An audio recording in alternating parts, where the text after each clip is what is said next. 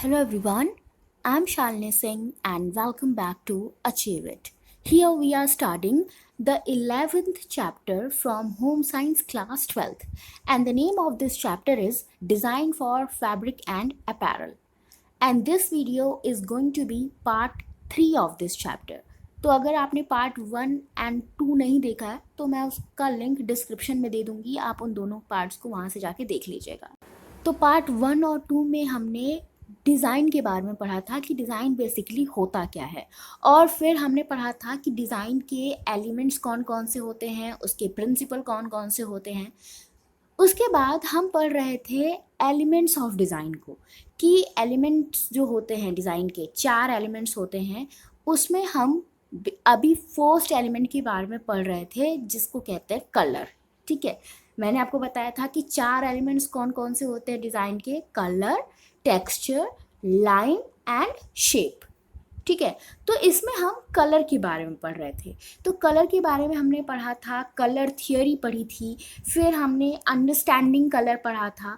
उसके बाद हमने पढ़ा था कि कलर के कौन कौन से एस्पेक्ट हैं। तो 3 एस्पेक्ट्स होते हैं कलर के, कौन कौन से: ह्यू, वैल्यू और इंटेंसिटी, जिसको हम क्रोमा भी कहते हैं। तो ये सारी चीज़ें हमने पढ़ रही थी। हमने ये भी पढ़ा था कि कलर व्हील क्या होता है। ठीक है, हमने मुंसल का कलर व्हील देखा था जिसमें हमने प्राइमरी कलर्स के बारे में जाना था, सेकेंडरी कलर्स के बारे में जाना था और टर्शियरी कलर्स के बारे में जाना था। और मैं आपको बता दूं कि ये जो तीनों कलर होते हैं ना, प्राइमरी, सेकेंडरी, टर्शियरी, बहुत इंपॉर्टेंट होते हैं एग्जाम्स में। इनसे 1 मार्क का क्वेश्चन तो आता ही आता है। ठीक है, तो इसको आप अच्छे से पढ़ लीजिएगा। तो इस पार्ट में हम पढ़ेंगे रिकॉग्नाइजिंग कलर, कि कलर को हम रिकॉग्नाइज कैसे करते हैं। Most of us with normal eyesight are able to distinguish between values and intensities of different hues and give them names. Example: brick red, blood red, tomato red, ruby red, carrot red, etc. तो हम में से बहुत सारे लोग ऐसे होते हैं जो कलर को उनकी वैल्यूज़ या उनकी इंटेंसिटी के आधार पे नाम दे देते हैं। जैसे रेड को ही हम, जैसे जो डार्क रेड होता है उसको हम ब्लड रेड बोल देते हैं। तो रेड को ही हम बहुत सारे नामों से जानते हैं, बहुत सारे कैटेगरी में उसको डिवाइड कर देते हैं। क्यों? क्योंकि हम उसको क्या करते हैं, उसकी इंटेंसिटी, उसकी वैल्यू के आधार पे उसको बांटते हैं। जैसे ब्रिक रेड कैसा होता है, जो ईंट के कलर का होता है, ब्लड रेड जो ब्लड के कलर का होता है। तो आप देखोगे कि ये सारे जो रेड के ही पार्ट होते हैं, रेड के ही टाइप होते हैं, लेकिन सबका कलर अलग अलग होता है। ठीक है, सबकी इंटेंसिटी अलग अलग होती है। ठीक है, colour names are derived from natural sources: flowers, trees, woods, food, fruits, vegetables, spices, birds, animals, fur, stones and metals, minerals, earth, pigments and paints, among many others. तो हम देखो, कुछ जो हमारे नेचुरल सोर्सेस होते हैं ना, उनके आधार पे भी हम कलर को नाम दे देते हैं। जैसे हम फ्लावर्स के आधार पे, पेड़ पौधों के आधार पे, एनिमल्स के आधार पे, बर्ड्स के आधार पे, स्टोन, मेटल्स, सब के आधार पे हम नाम दे देते हैं कलर्स को, है ना। In each group you may be able to see red and pinks, yellows and orange, purples and violet, blues, greens, browns and greys. तो हर ग्रुप में चाहे आप एनिमल्स की बात करो, बर्ड्स की बात करो, फ्लावर्स की, ट्रीज की, हर ग्रुप में आपको कुछ कलर देखने को ज़रूर मिलेंगे। कौन कौन से? Reds, pinks, yellows and orange. तो ये सारे कुछ कलर हैं जो हमें हमेशा देखने को मिल जाते हैं। Names often have regional flavour. तो जो ये नेम्स होते हैं ना, इनको नेम्स को क्या ज़रूरी नहीं कि इस कलर का ये कलर जो हमने नाम दिया है ये सच में एग्जिस्ट करता हो। कभी कभी क्या होता है, हम अपने हिसाब से कलर्स को नाम दे देते हैं। ठीक है, हो सकता है हम जिस कलर को वो कलर कह रहे हैं, दूसरे रीजन में, दूसरी कंट्री में उस कलर को कोई और कलर बोला जाता हो। तो हम अपनी कन्वीनियंस के हिसाब से क्या करते हैं, कलर को एक नाम दे देते हैं। Thus a name of one area may not mean the same to the people of another area. मैंने कहा ना कि हो सकता है जो आप जिस कलर को उस नाम से जान रहे हो, दूसरे एरिया के लोग उस कलर को किसी और से नाम से जानते हो, है ना। In today's world when there is international trade in a large number of goods, especially textile products, a system of using numbers along with names has been devised. तो क्या है कि ये हम लोग ऐसे वर्ल्ड में रह रहे हैं, आज की दुनिया ऐसी है कि इंटरनेशनल ट्रेड को बहुत ज़्यादा बढ़ावा मिल रहा है, खास करके टेक्सटाइल की फील्ड में।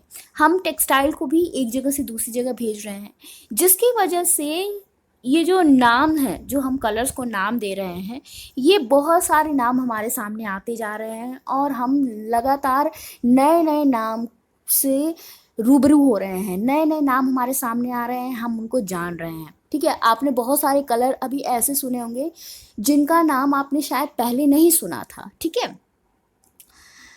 The Pantone shade card shows all possible hue, tints and shades in varying intensities.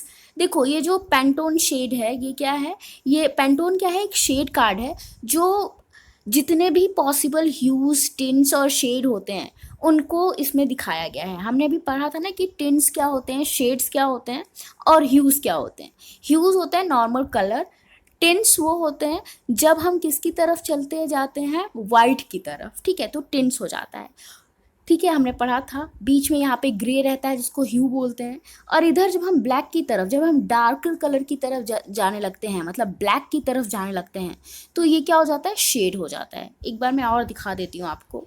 देखो ये आपको दिख रहा होगा, देखो यहाँ पे शेड है, यहाँ पे टिंट्स है, और बीच में क्या है, ग्रे है जिसको हम ह्यू बोलते हैं। ह्यू को हिंदी में रंग बोलते हैं। ठीक है, तो यहाँ पे शेड है, देख रहे हो आप कि ये क्या है, डार्कर है। ठीक है, 0 से 4 तक हमारे पास क्या है, डार्कर हैं। जो ये डार्कर हैं, ये इनको हम शेड्स बोल रहे हैं।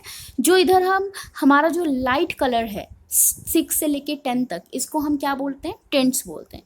तो इसी के जो ये जो शेड्स और टिंट्स हैं, इनके आधार पे कलर की इंटेंसिटी को देखा जाता है कि कोई कलर कितना ज़्यादा डार्क है, कितना ज़्यादा हल्का है। ठीक है, तो ये जो पैंटोन है ये भी एक शेड कार्ड है जिसमें एक ही कलर की इंटेंसिटी को अलग अलग किया गया है। ठीक है, each has been given a code number, और हर कलर को क्या दिया जाता है, कोड दिया जाता है, विच इज़ रिकॉग्नाइज्ड इंटरनेशनली। अब आप देखोगे, अगर आप लड़की हो तो आप देखते हो कि अगर आप लिपस्टिक लेने जाते हो या नेल पेंट लेने जाते हो, तो हर लिपस्टिक या नेल पेंट के ऊपर एक कोड होता है जो कि उस कलर का कोड होता है। उस कोड से हमें समझ में आता है कि वो जो लिपस्टिक है वो बेसिकली है किस कलर की। ठीक है, तो इस तरह हम कलर को क्या देते हैं, कोड दे देते हैं, क्योंकि नाम से कलर को पहचानना बहुत ही डिफ़िकल्ट हो जाता है। ठीक है, हम जनरली नाम से उस कलर को नहीं पहचान पाते। तो ये जो पैंटोन शेड कार्ड है, इसमें हर कलर को एक कोड दे दिया जाता है, और इस कोड को हम इंटरनेशनली यूज़ करते हैं। मतलब जितनी भी कंट्रीज़ हैं सब सेम कोड को यूज़ करती हैं। तो भले हम नाम ना जानते हों कलर का, लेकिन जब हम वो कोड यूज़ करते हैं ना, मान लो किसी कलर का कोड है 202, तो जब भी ये कोड बोला जाएगा तो सामने वाला समझ जाएगा कि किस कलर की बात हो रही है। समझे? This help in fashion forecasting and when orders for products are given in foreign lands। मैंने बताया ना कि ये फैशन फोरकास्टिंग में भी काम आता है, और जब भी हम कोई ऐसा प्रोडक्ट ऑर्डर कर रहे होते हैं जो हमें विदेश से मंगवाना होता है, तो उसके लिए भी ये कोड काम आते हैं। ठीक है, अब देखो यहाँ पे आपको दिख रहा है, ये देखो फिगर 11.4 में क्या है, पैंटोन शेड कार्ड्स हैं। इसमें देखो आपको रेड के कितने सारे शेड्स दिख रहे हैं।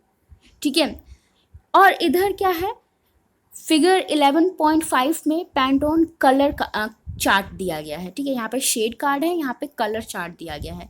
अब आप देख सकते हो कि येलो कलर कितना ज़्यादा है और सबके लिए अलग अलग कोड है। ठीक है, हर येलो कलर एक जैसा नहीं है, तो आप खाली येलो कलर बोलोगे तो आपके पास इतने सारे ऑप्शन आएंगे, कौन सा येलो, तो हम उसके जो कोड है उससे पहचान सकते हैं कि कौन से कलर की हम बात कर रहे हैं। ठीक है, अब है कलर इन फैब्रिक। अभी तो हमने जनरली कलर की बात की, अब हम बात करेंगे कलर इन फैब्रिक कि कपड़े के सेंस में हम कलर्स को कैसे यूज करते हैं। Colour can be seen in fabrics in various design form. Fabrics में भी जो कलर होता है वो बहुत सारे डिजाइन की फॉर्म में होता है। We see fabrics which have uniform one solid color, other where the color seems to follow the yarn interlacing, and still other may have color in any shape. Stages of fabric production when color is added give a vast range of design. देखो, जब आप कोई fabric देखते हो तो आपको क्या दिखता है, कोई एक कलर बहुत ज़्यादा दिखता है। होता है ना कि किसी भी फैब्रिक में कोई जो एक कलर होता है, जो बेसिक कलर होता है, जो उसका बेस होता है, वो आपको बहुत ज़्यादा दिखता है। उसके बाद जितने तरह के उस पर धागे चलाए गए होंगे उस फैब्रिक पे, उतने कलर आपको दिखेंगे। और इस तरह क्या होता है कि जितने तरह के धागे चलाए जा रहे होते हैं उतने तरह के कलर आपको दिखते हैं और उतने तरह की शेप उस फैब्रिक पे बनने लगती है। ठीक है, तो जो फैब्रिक प्रोडक्शन होता है, तो जब इसमें हम कलर ऐड करते हैं तो डिज़ाइन भी अपने आप ऐड होता जाता है। ठीक है, अगर आप फैब्रिक में डिफरेंट कलर के यार्न्स को, डिफरेंट कलर के थ्रेड्स को यूज़ करने लगोगे तो क्या होगा, आपके पास उन कलर की वजह से एक डिज़ाइन अपने आप उभर के सामने आ जाएगा। Dyeing is very rarely done at the fiber stage because it proves to be the most expensive process. देखो, जब फाइबर स्टेज पे कोई चीज़ होती है, जो मतलब आपका फैब्रिक प्रोडक्शन हो रहा है और अभी फैब्रिक प्रोडक्शन हुआ नहीं, अभी बस फाइबर बना है, तो फाइबर स्टेज पे डाइंग करना बहुत ही कठिन होता है और ऐसा जनरली किया भी नहीं जाता। क्यों नहीं किया जाता है? क्योंकि उस समय डाइंग करना एक एक्सपेंसिव प्रोसेस हो जाता है, ये बहुत महंगा पड़ सकता है। However it is restored to for some manufactured fibers which are not easily dyed, or if the design requirement is for a yarn with multicolor fibers. फिर कहा जा रहा है कि लेकिन फिर भी हम इन फाइबर को डाई करते हैं। क्यों करते हैं?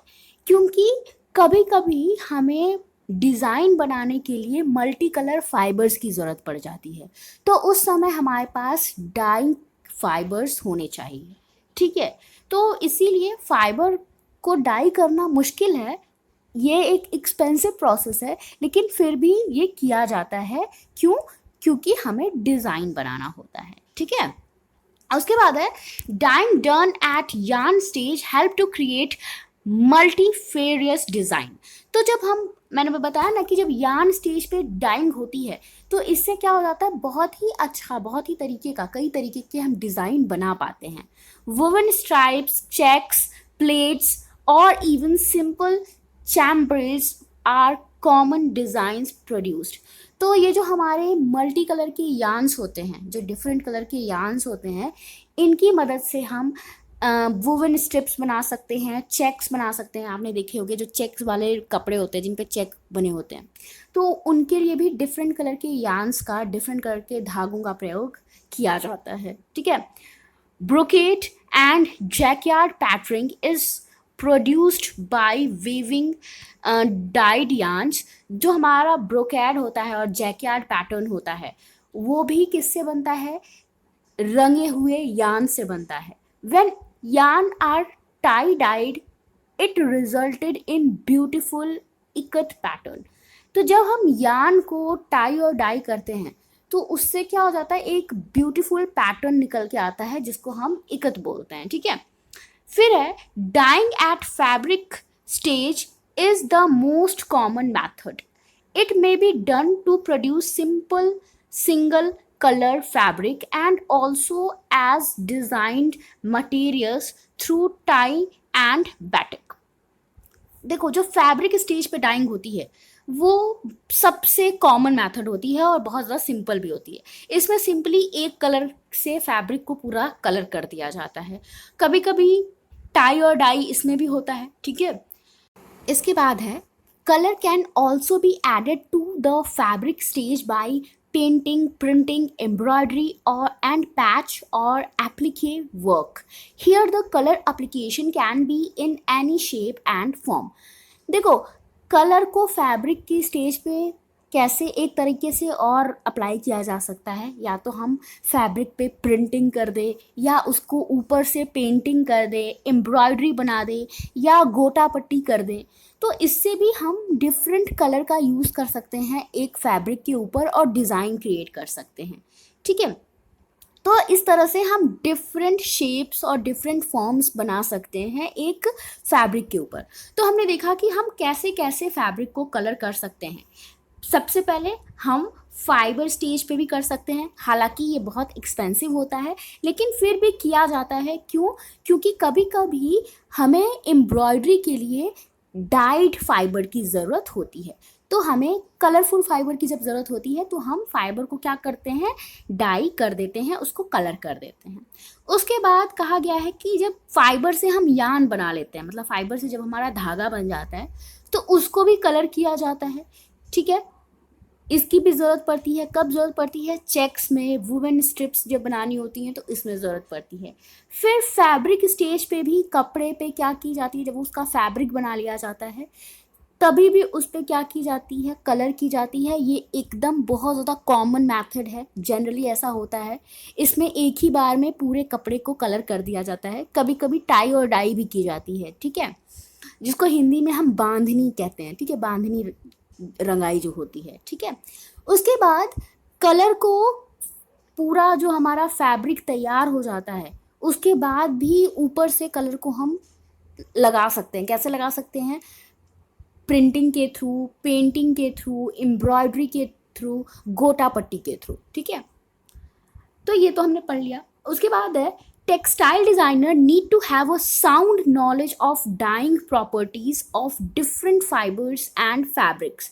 तो जो टेक्सटाइल डिज़ाइनर्स हैं उनको जो डाइंग की प्रॉपर्टीज़ हैं, डाइंग की विशेषता है, उसके क्या क्या गुण होते हैं, क्या क्या विशेषताएं होती हैं, ये पता होनी चाहिए डिज़ाइनर को। ठीक है, और डिफरेंट फाइबर्स को और डिफरेंट फैब्रिक्स को कैसे डाई करना है ये भी पता होना चाहिए। ठीक है, depending upon the requirements of the final product they decide the stage and technique of colour application. तो अब जो फाइनल प्रोडक्ट की रिक्वायरमेंट होती है उसी के आधार पे जो हमारे डिज़ाइनर्स होते हैं वो कलर को अप्लाई करते हैं। डिफरेंट स्टेज पे वो डिफरेंट डिफरेंट कलर को अप्लाई करते हैं, डिफरेंट डिफरेंट क्वांटिटी में अप्लाई करते हैं। ठीक है, अब है कलर स्कीम और कलर हार्मोनीज। ये क्या होती है? Certain basic colours scheme are used as guide for combining colors. A color scheme merely suggests the hue that can be combined. The values and intensities of the hue and the qualities of each to be used are the decision taken by the designer or the consumer. Color schemes are best studied with references of color wheel. देखो, यहाँ पे कहा जा रहा है कि colour schemes का use करके डिफरेंट कलर को कंबाइन किया जाता है। ठीक है, अब जो हमारी कलर स्कीम होती है ये सजेस्ट करती है कि कैसे कलर को कंबाइन करना है, कैसे कलर का कितना वैल्यू हमें ऐड करनी है, कलर की इंटेंसिटी कैसे होनी चाहिए, कितना गाढ़ा कलर होना चाहिए, कितना हल्का कलर होना चाहिए।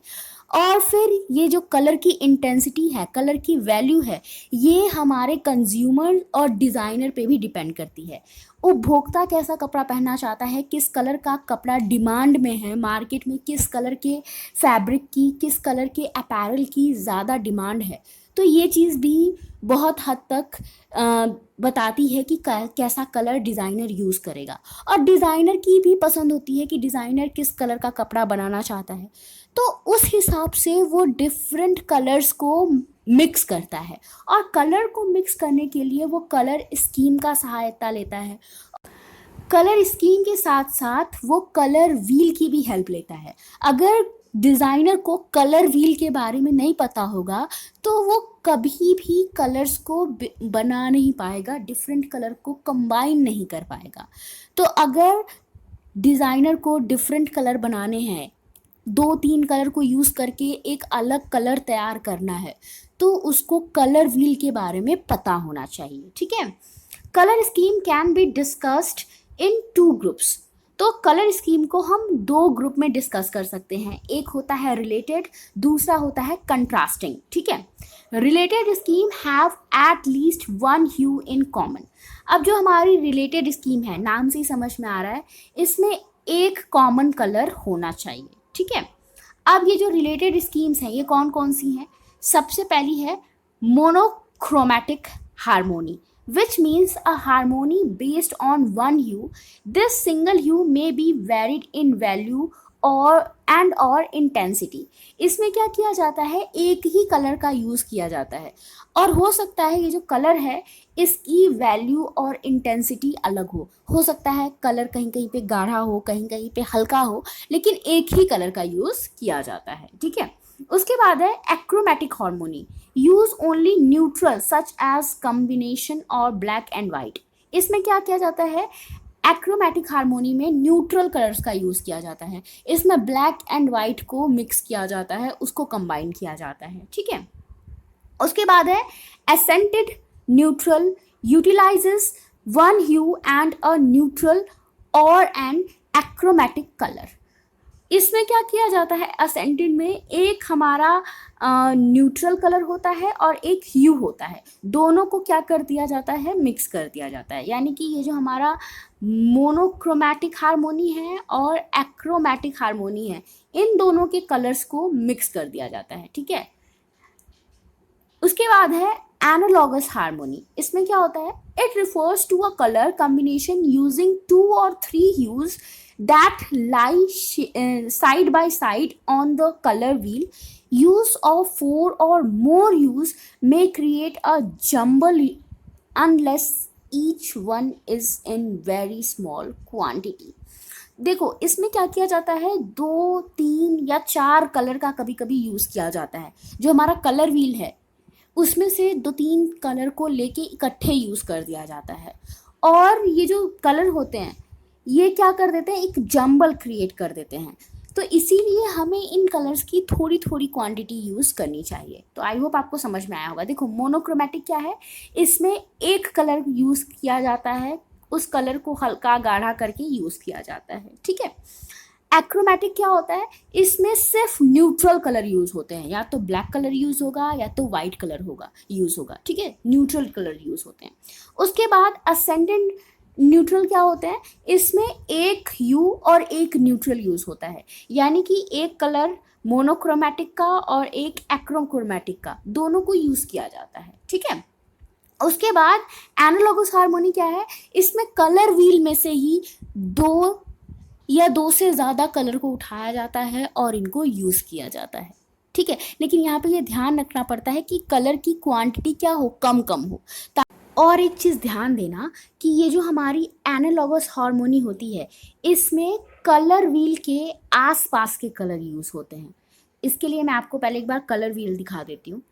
तो ये रहा हमारा कलर व्हील। अब देखो एनालॉगस हार्मोनी में क्या होता है कि जो कलर उठाए जाते हैं वो आसपास के होने चाहिए। जैसे मैंने मान लो येलो कलर लिया तो फिर मैंने ये कलर ले लिया, ये कलर ले लिया, ठीक है। तो मुझे आसपास के कलर लेने होंगे, ये नहीं कि एक कलर यहाँ से उठा लिया फिर दूसरा यहाँ से उठा लिया, तीसरा यहाँ से उठा लिया, नहीं। एनालॉगस हार्मोनी में क्या होता है, आसपास के कलर यूज़ होते हैं, ठीक है। आगे बढ़ते हैं। तो ये तो बात हुई रिलेटेड स्कीम की। इसके बाद बात करेंगे कंट्रास्टिंग स्कीम की। अब देखो जैसा कि नाम से ही पता चल रहा है, इसमें क्या किया जाता है, आमने सामने के कलर लिए जाते हैं जो एक दूसरे के ठीक उल्टा हो, ठीक है। इसमें आसपास के कलर बिल्कुल भी नहीं लिए जाते, ठीक है। पहला है इसमें complementary harmony. It refers to a harmony using two hues that lies directly opposite to one another on the color wheel। कि जो ये कलर व्हील है, मान लो इसमें जो भी कलर हैं एकदम अपोजिट वाले कलर हमको लेने हैं इसमें। जैसे एक कलर यहाँ का ले लिया तो दूसरा यहाँ का लेना है, अगर यहाँ का लिया तो यहाँ का लेना है। एक दूसरे से जो डायरेक्ट एकदम अपोजिट कलर होते हैं उनको हमको लेना होता है, ठीक है। सेकेंड है डबल कॉम्प्लीमेंट्री। ये क्या होता है, It has two pairs of complements, generally neighbors on the color wheel. अब देखो, मान लो ये हमारा कलर व्हील है, तो यहाँ पे एक कलर है और यहाँ पे एक कलर है, तो इसमें कंटेम्पोरेरी में तो ये, कम्प्लीमेंट्री में तो ये हो गया कि हमें एक यहाँ का लेना है, एक यहाँ का लेना है। लेकिन डबल कम्प्लीमेंट्री में क्या होता है कि यहाँ से भी हमने दो उठाए, फिर यहाँ से भी दो उठाए, मतलब ये दो आसपास के, फिर इन दोनों के जस्ट अपोजिट ये दो भी आसपास के होने चाहिए।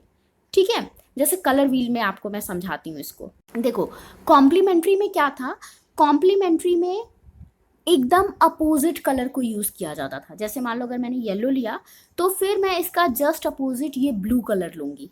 ठीक है, ब्लू नहीं है ये वॉयलेट कलर है, वॉयलेट कलर लूँगी।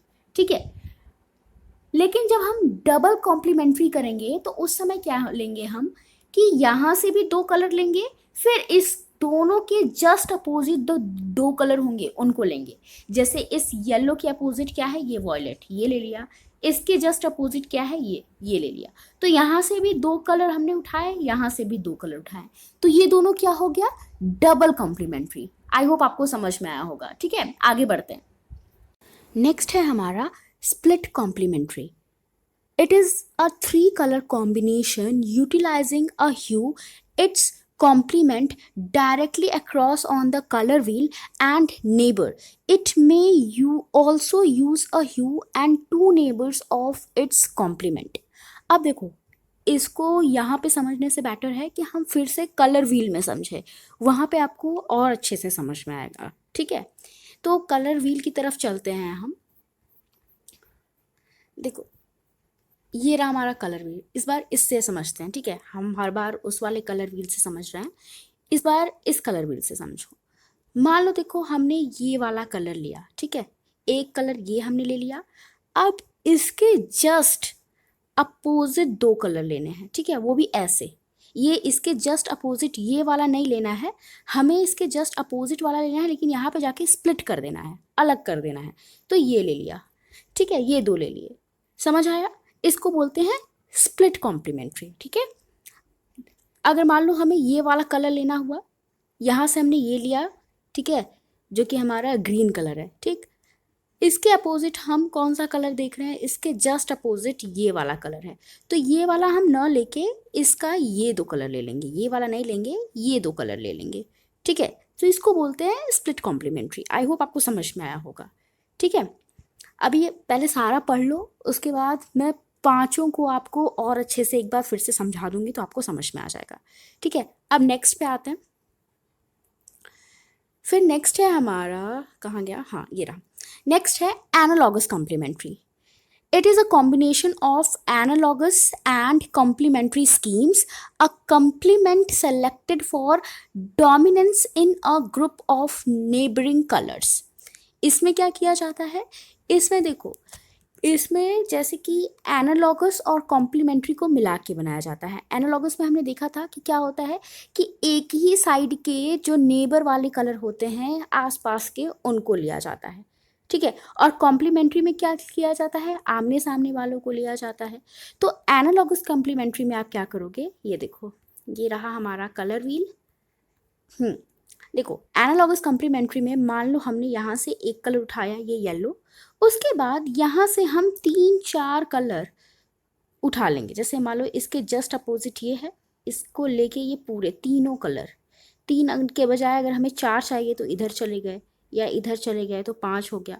तो ऐसे हम लेते हैं, इसको बोलते हैं एनालॉगस कॉम्प्लीमेंट्री। ठीक है, कि यहाँ से एक उठाया, फिर उसके जस्ट अपोजिट तीन चार एकदम अगल बगल वाले उठा लिए। ठीक है, यहाँ से एक उठाया, इसके जस्ट अपोजिट आए, और इसके तीन चार हमने कलर उठा लिए, तो ये हो गया एनालॉगस कॉम्प्लीमेंट्री। ठीक है, उसके बाद नेक्स्ट है कौन सा, नेक्स्ट है हमारा ट्रियाडिक harmony. It is a combination of three hues that lies equidistant from one another on the color wheel. इसमें क्या किया जाता है, कलर व्हील में जो तीन कलर लिए जाते हैं और तीनों में इक्वल डिस्टेंस होनी चाहिए। तीन कलर लिए जाते हैं और तीनों इक्वल डिस्टेंस पे होने चाहिए। देखो, दिखाती हूँ मैं आपको, इसको इसके थ्रू भी समझ सकते हैं। देखो, मान लो अगर हमने ये कलर लिया, ये वाला कलर, ठीक है, उसके बाद हमने इसके यहाँ पे एक ले लिया और यहाँ पे ले लिया। ये याद रखना लेते समय इन कलर को कि तीनों में इक्वल डिस्टेंस होना चाहिए। जैसे यहाँ पे देखो इसके बीच में कितने कलर है, 1 2 3, ठीक है। फिर इसके बीच में भी कितने हैं, 1 2 3, इनके बीच में भी कितने हैं, 1 2 3। तो मतलब ये जो तीनों कलर हमने लिए हैं ये इक्वल डिस्टेंस पे होने चाहिए, ठीक है। तो ये होता है। आई होप आपको समझ में आया होगा ट्रियाडिक हार्मोनी क्या होती है, ठीक है। तो एक बार फिर से हम करते हैं। देखो कॉम्प्लीमेंट्री में क्या किया जाता है, जस्ट आमने सामने के कलर लिए जाते हैं, ठीक है। डबल कॉम्प्लीमेंट्री में क्या किया जाता है, इधर से भी दो कलर लिए जाते हैं, फिर उसके अपोजिट भी दो कलर लिए जाते हैं, ठीक है। उसके बाद कौन सा था हमारा, हाँ split harmony, sorry split complementary. Split complementary में क्या किया जाता है कि यहाँ से एक लिया जाता है, फिर इसके जस्ट अपोजिट वाला न लेके इसके अगल बगल वाले दो कलर लिए जाते हैं, ठीक है। ये हो गया हमारा स्प्लिट कॉम्प्लीमेंट्री। उसके बाद जो हमारा एक और कौन सा होता है, ट्राइडिक। ट्राइडिक कॉम्प्लीमेंट्री में हम क्या करते हैं, तीन कलर लेते हैं और तीनों में देखा जाता है कि डिस्टेंस क्या होनी चाहिए, बराबर होनी चाहिए, ठीक है। उसके बाद है हमारा एनालॉगस कॉम्प्लीमेंट्री, ठीक है। एनालॉगस में क्या किया जाता है, यहाँ से भी एक लिया जाता है और यहाँ से तीन या चार सारे अगल बगल वाले कलर ले लिए जाते हैं जस्ट अपोजिट, ठीक है। यहाँ से एक लिया गया, फिर उसके जस्ट अपोजिट तीन या चार कलर ले लिए हमने, तो वो हो गया एनालॉगस कॉम्प्लीमेंट्री। आई होप आपको समझ में आया होगा, ठीक है। तो इतना हमने आज पढ़ लिया। हमने कलर स्कीम समझी कि दो टाइप की कलर स्कीम होती है। पहली तो होती है रिलेटेड, दूसरी होती है कंट्रास्टिंग। रिलेटेड वाली देखो आसान थी। रिलेटेड में हमारे पास चार टाइप थे, कौन कौन से, मोनोक्रोमैटिक, एक्रोमैटिक, असेंटेड न्यूट्रल और एनालॉगस हार्मोनी। उसके बाद हमारे पास कंट्रास्टिंग स्कीम थी। कंट्रास्टिंग स्कीम में हमारे पास कौन कौन से थे, कॉम्प्लीमेंट्री हार्मोनी, डबल कॉम्प्लीमेंट्री, उसके बाद स्प्लिट कॉम्प्लीमेंट्री, एनालॉगस कॉम्प्लीमेंट्री और ट्रियाडिक हार्मोनी। तो हमने इन सबको समझा। आई होप आपको सब समझ में आया होगा। फिर भी अगर आपको कलर स्कीम से लेके या कलर व्हील से लेके कोई भी डाउट हो तो आप कमेंट सेक्शन में मुझसे पूछ सकते हो, ठीक है। उसके बाद हम बात करेंगे टेक्सचर की, जिसको हम नेक्स्ट वीडियो में पढ़ेंगे। आई होप आज की वीडियो आपको समझ में आई होगी। वीडियो अच्छी लगी हो तो लाइक कर देना, शेयर कर देना और चैनल को सब्सक्राइब कर देना। Thank you for watching.